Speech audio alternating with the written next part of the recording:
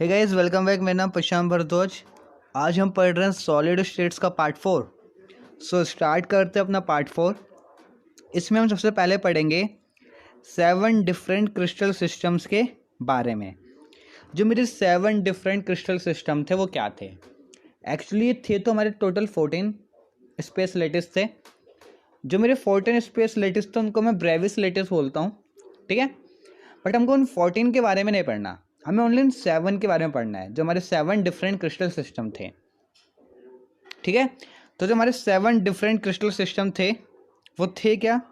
तो देखो, जो हमारे 7 डिफरेंट क्रिस्टल सिस्टम थे वो ये थे। एक से पहले cubic, tetragonal, orthorhombic, monoclinic, triclinic, rhombohedral, hexagonal. इन सब के बारे में हमें पढ़ना है कि ये 7 डिफरेंट क्रिस्टल सिस्टम क्या थे। तो चलो स्टार्ट करते हैं, ठीक है। तो देखो, ये मेरे 7 डिफरेंट क्रिस्टल सिस्टम थे। अब एक एक करके इनके बारे में समझेंगे। सबसे पहले मैं बात करता हूँ सिंपल क्यूबिक की। सिंपल क्यूबिक में क्या होता है, ये तीनों एक्सिस इक्वल होती है। एक्सिस मतलब ए बी सी, ये तीनों कैसी होती है? इक्वल होती हैं, ठीक है। और इसमें जो अल्फ़ा बीटा गामा होता है ये कैसा होता है? 90 डिग्री होता है, मतलब एक दूसरे के परपेंडिकुलर होता है, ओके। ऐसे में बात करता हूँ रोम्बोहेड्रल की।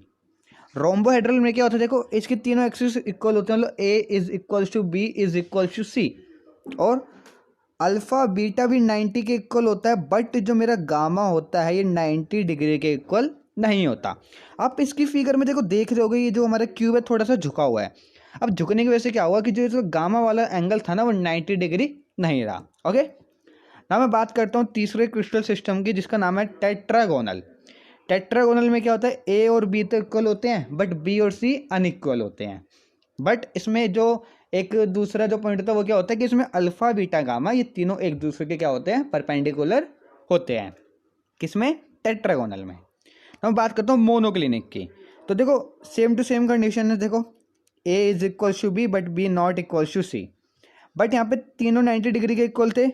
यहाँ पर अल्फा और गामा 90 डिग्री के इक्वल होते हैं, और जो मेरा बीटा होता है ना ये 90 डिग्री के इक्वल नहीं होता, ओके। सो हमारे 4 कंप्लीट हो गए। नाउ मैं बात करता हूँ ऑर्थोरोम्बिक की। ऑर्थोरोम्बिक में क्या होता है? ये तीनों साइड्स या एक्सिस अनइक्वल होती हैं। ए और बी ये दोनों डिफरेंट होती है, बी और सी भी डिफरेंट होती है, और ए और सी भी डिफरेंट होती है, ठीक है। बट ये तीनों जो अल्फा बीटा गामा होते हैं ये तीनों कैसे होते हैं? 90 डिग्री, मतलब एक दूसरे के परपेंडिकुलर, ओके। ना मैं बात करता हूँ ट्राई क्लिनिक की। ट्राई क्लिनिक में देखो सेम कंडीशन, बट यहाँ पे तीनों 90 डिग्री के इक्वल थे, यहाँ पे तीनों 90 डिग्री के इक्वल्स नहीं होते। तो ये थे मेरे 6। अब जो लास्ट है वो कौन सा है मेरा? Hexagonal.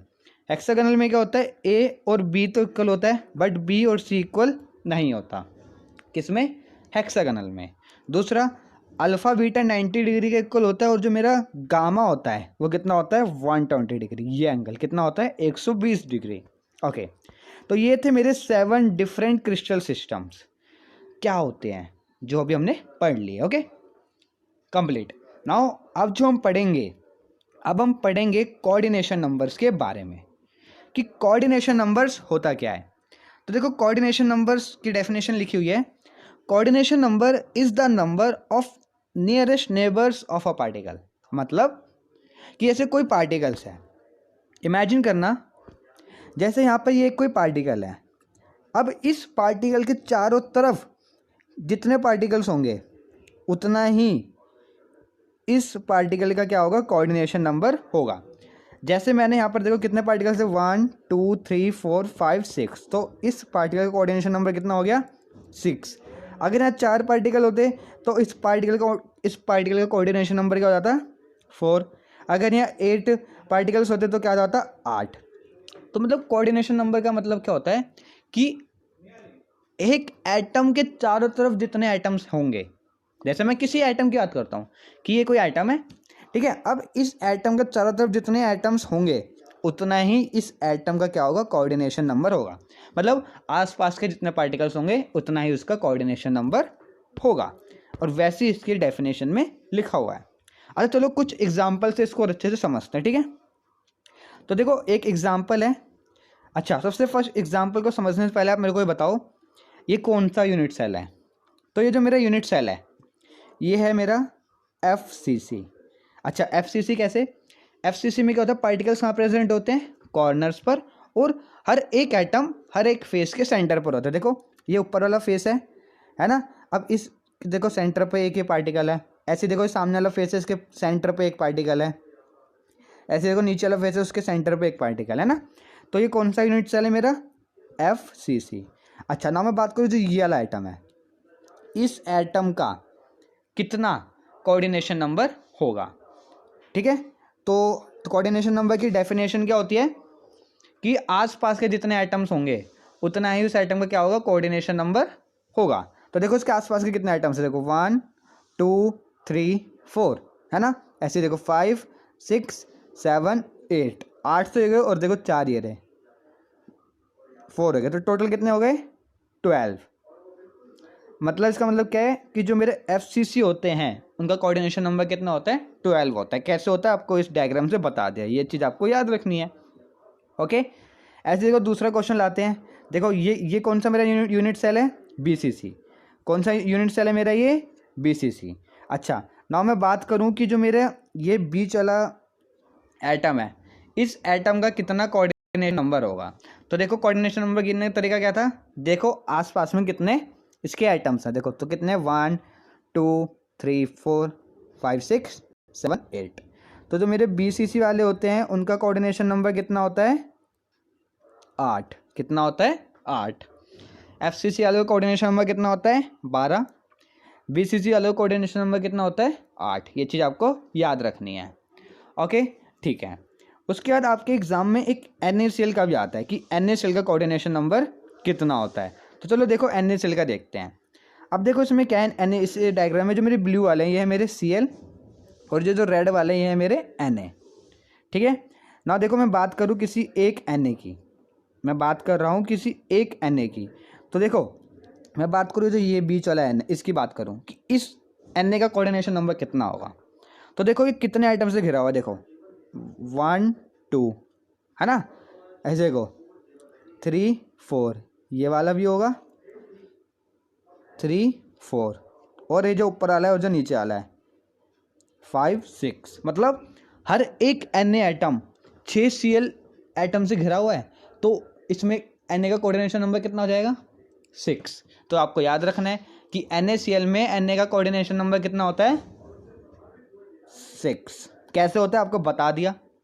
Okay so I think यहाँ तक आपको समझ आएगा कोऑर्डिनेशन नंबर ये सब क्या होते हैं। ओके अब मैं बात करता हूँ क्लोज पैकिंग की।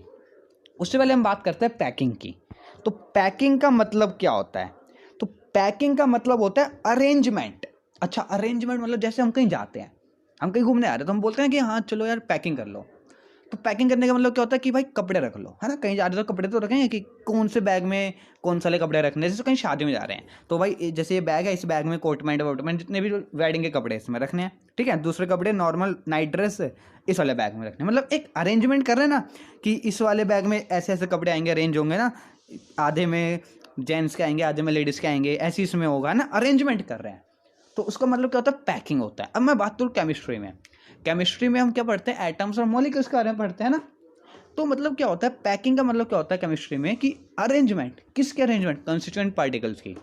कंस्टिट्यूएंट पार्टिकल्स कौन कौन से होते हैं, एटम मॉलिक्यूल्स आयंस, इनकी क्या है एक अरेंजमेंट, उस अरेंजमेंट को मैं क्या नाम देता हूँ, पैकिंग। ठीक है अब हमें ये पैकिंग ना 3 डायमेंशन में पढ़नी है। हमें पता है 1D 2D 3D का मतलब क्या होता है। 1D का मतलब क्या होता है जब मैं बात करता हूँ किसी एक एक्सिस की, है ना। 2D मतलब जब मैं बात करता हूँ 2 एक्सिस की। 3D मतलब जब मैं बात करता हूँ 3 एक्सिस की, जैसे ये x है, ये y है, और ये कुछ इस तरह का होगा z, x y z। ये सब आपने पढ़ा हुआ है अपनी 11th क्लास में, motion in 1D, motion in 2D, motion in 3D, है ना। हमें यही पढ़ना है कि पैकिंग 1D में कैसी होती है, क्लोज पैकिंग 2D में कैसी होती है, 3D में कैसी होती है। ओके तो अभी पढ़ते हैं हम close packing in 1D। 1D मतलब जब हम सिर्फ किसी एक ही एक्सिस की बात कर रहे होंगे, ठीक है।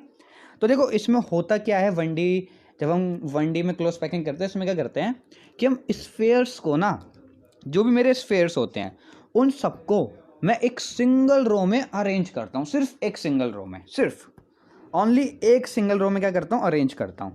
अब देखो यहाँ पे भी ऐसे होंगे स्फेयर्स, ऐसे यहाँ पर भी स्फेयर्स आएंगे, ऐसे इधर भी स्फेयर्स आएंगे, इधर भी आएंगे, है ना। मतलब क्या है, मैं स्फेयर्स को अरेंज कर रहा हूँ एक सिंगल रो में। उस तरह की पैकिंग को मैं क्या बोल दूँ, 1D पैकिंग बोल दूँ। क्या बोल दूँ, 1D पैकिंग। अच्छा, अब देखो अगर मैं किसी भी स्फेयर्स को उठा लेता, जैसे मैं इसको उठा लेता हूँ, बोलूँ इसका कोऑर्डिनेशन नंबर क्या है, तो देखो कोऑर्डिनेशन नंबर क्या होता है, आसपास के जितने भी आइटम्स है उतना उसका कोऑर्डिनेशन नंबर होगा। तो देखो इसके आसपास एक ही है, एक ही है, तो 2 आइटम है ना, तो इसका कोऑर्डिनेशन नंबर क्या हो गया, 2 हो गया। ऐसे मतलब 1D में क्या होता है, हर एक स्फेयर्स का कोऑर्डिनेशन नंबर क्या होता है, 2 होता है। अगर मैं बात करूँ देखो इसकी, अभी इस आइटम का कोऑर्डिनेशन नंबर कितना होगा, देखो इससे जुड़ा हुआ है, इससे जुड़ा हुआ है ना। तो मतलब 1D में क्या होता है, कोऑर्डिनेशन नंबर कितना होता है, 2 होता है। सो आई थिंक ये समझ आएगा 1D क्या होती है ना। अच्छा, ना मैं बात करता हूँ 2D की। किसकी बात करता हूँ, 2D की।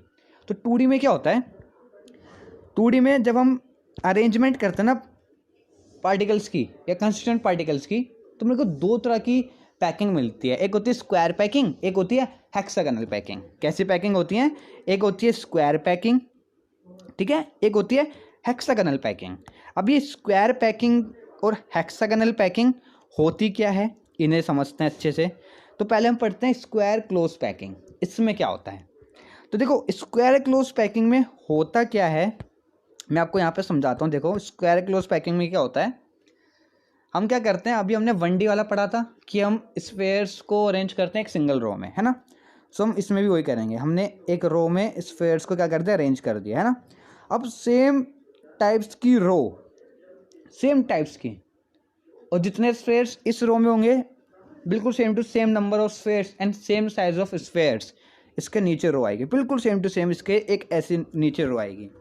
आप यहाँ इसमें देखो देख सकते हो, इसमें क्या है, देखो इस जो ये स्फेयर है, जो ये मेरा स्फेयर है, बिल्कुल सेम टू सेम स्फेयर इसके नीचे है, बिल्कुल सेम टू सेम स्फेयर इसके नीचे है, बिल्कुल सेम टू सेम इसके स्फेयर नीचे है, ठीक है।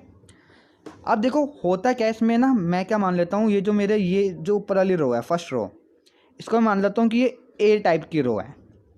किस टाइप की रो है, ए टाइप की। अब सेम टू सेम रो नीचे है तो इसको भी ए बोल दूंगा, ये सेम टू सेम नीचे है तो इन सबको मैं क्या बोल दूँ, ए बोल दूंगा, ठीक है। आपने यहाँ पे देखो देखा होगा, ये बोलता है ए टाइप की अरेंजमेंट होती है। किस में होती है ए टाइप की अरेंजमेंट, स्क्वायर पैकिंग में। तो किस तरह होती है ये समझा दिया मैंने आपको, आई थिंक समझ आ गया होगा ना। तो देखो होता क्या है, देखो जब मैं इन स्फेयर्स के सेंटर्स को, जो इन स्फेयर्स के सेंटर्स होंगे ना, जब मैं इनको ज्वाइन करूँगा ना, तो सारी एक लाइन में मेरे को मिल रहे होंगे सारे, ऐसे इधर भी एक लाइन में मिल रहे होंगे। किसमें, स्क्वायर क्लोज पैकिंग में, ठीक है। ओके, जब मैं इन स्फेयर्स के इन सेंटर्स को जब ज्वाइन करूँगा ना, तो मेरे को कुछ इस तरह की स्क्वायर मिल रहे होंगे, इसलिए हम इनको कैसी पैकिंग बोलते हैं, स्क्वायर क्लोज पैकिंग बोलते हैं। अच्छा, अब मैं बात करूँ जो मेरा ये बीच वाला आइटम है, इस आइटम का कोऑर्डिनेशन नंबर कितना होगा, तो आप बोलोगे इस आइटम का कोऑर्डिनेशन नंबर होगा 4।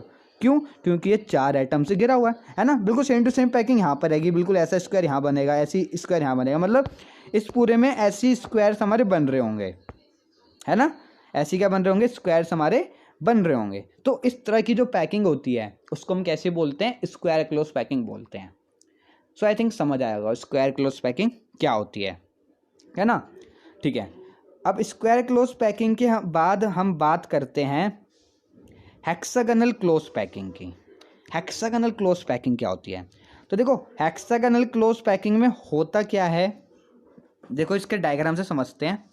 जो इसका डायग्राम है वो यहाँ पर थोड़ा क्लियर नहीं है, ठीक है, मैं आपको यहाँ पर समझाता हूँ, रुको मैं यहाँ ड्रॉ करता हूँ, यहाँ बताता हूँ। देखो इसमें होता क्या है, देखो एक मैंने स्फेयर्स की रो ली, ठीक है, इस रो को मैंने बोल दिया ए टाइप, ठीक है। अब हेक्सागोनल में होता क्या है कि जो सेकंड वाली, अच्छा मैं पहले हेक्सागोनल छोड़ो, पहले स्क्वायर बताता हूँ। स्क्वायर में क्या होता है, सेम टाइप्स की रो नीचे रिपीट होती है ना, बट हेक्सागोनल में ऐसा नहीं होता। हेक्सागोनल में जो ऊपर वाली रो होगी ना, उसकी एक डिफरेंट रो आएगी नीचे, जैसे इसमें यहाँ से स्टार्ट हो रहा है तो इसमें यहाँ से स्टार्ट होंगे, ये इस तरह से, ठीक है। अब फिर क्या होगा, इसका दोबारा ये वाली रो आ जाएगी इस तरह से। तो जब हम इस तरह से करते हैं ना, तो देखो हम जब इनके स्फेयर्स के, जो हमारे ये स्फेयर्स होते हैं, जब मैं इन स्फेयर्स के जो सेंटर्स होते हैं, जो इन स्फेयर्स के सेंटर्स होते हैं, जब मैं इन स्फेयर्स के सेंटर्स को ज्वाइन करूँगा ना, तो मेरे को हेक्सागन मिल रहा होगा। और किस टाइप की हो रही होगी, ए बी टाइप के अरेंजमेंट हो रही होगी ना, पहले एक ए रो आ रही होगी, फिर दूसरी अलग रो आ रही होगी, फिर दोबारा से ए टाइप की रो आ रही होगी, फिर दोबारा से बी टाइप की रो आ रही होगी, है ना। जैसे बताया था ए टाइप और बी टाइप दो अलग अलग रो होती हैं। अब ये अलग अलग रो होने की वजह से क्या होता है कि जब मैं इन स्फेयर्स के सेंटर्स को ज्वाइन करता हूँ ना, तो मेरे को हेक्सागन मिलता है। इसलिए हम इस तरह की पैकिंग को क्या बोल देते हैं, हेक्सागनल क्लोज पैकिंग बोल देते हैं। अच्छा मैं बात करूँ जो मेरा ये वाला आइटम है, इस आइटम का कोऑर्डिनेशन नंबर कितना होगा, तो देखो आप बोल सकते हो कि 1 2 3 4 5 6, इस आइटम का कोऑर्डिनेशन नंबर कितना होगा, 6 होगा। कितना होगा, 6 होगा। क्यों होगा, क्योंकि ये आइटम 6 दूसरे आइटम से क्या हो रखा है, जुड़ा हुआ है ना। तो देखो सॉरी ओके, तो यहाँ तक तो समझ आ गया होगा, है ना, अच्छे से। जैसा मैंने आपको कहा ए बी टाइप है ना, देखो वो यहाँ लिखा है ए बी टाइप, देखो लिखा हुआ ए बी टाइप, और जो चीज़ मैंने आपको बताई है वही चीज़ यहाँ इंग्लिश में लिखी हुई है। सो आई थिंक यहाँ तक समझ आ गया होगा स्क्वायर क्लोज पैकिंग कैसी होती है, हेक्सागोनल क्लोज पैकिंग क्या होता है, कोऑर्डिनेशन नंबर इन दोनों में क्या होता है, कोऑर्डिनेशन नंबर्स होते क्या है ना, इतना सब कुछ क्लियर हो गया होगा।